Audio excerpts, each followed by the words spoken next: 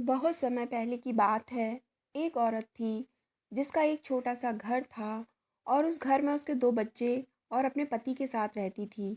एक दिन की बात है, वह बाहर जा रही थी, तभी उसको अपने घर के सामने तीन रंग बिरंगे साधु दिख गए।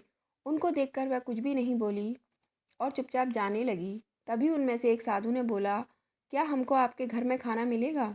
वह बोली, क्यों नहीं, चलें आप लोग अंदर, अभी मैं आती हूँ। तभी उनमें से एक साधु बोला, क्या आपके पति देव आपके घर पर हैं?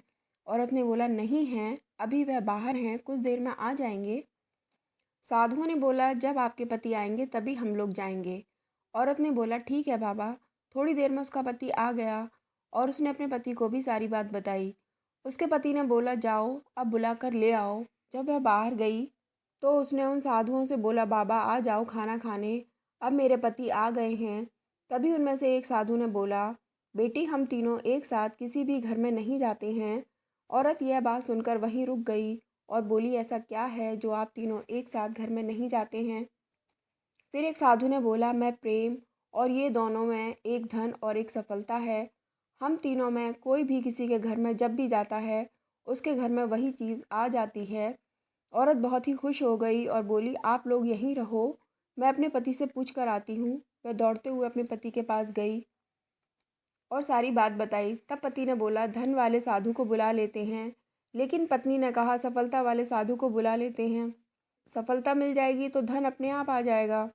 फिर दोनों में बहुत लंबी बहस के बाद सोचा, क्यों ना धन और सफलता दोनों को एक साथ बुला लें। उसके बाद वह औरत बाहर आई और बोली, हम धन और सफलता दोनों को एक साथ ले जाना चाहते हैं। यह बात सुनकर तीनों साधु मुस्कुराए और बोले, बेटा अब हम में से कोई भी नहीं जाएगा, क्योंकि हम लोग उनके घर कभी नहीं जाते जो लोग धन और सफलता को एक साथ बुलाते हैं। यह बात सुनकर उस औरत को बहुत ही अफसोस हुआ और उदास मन से घर में चली गई।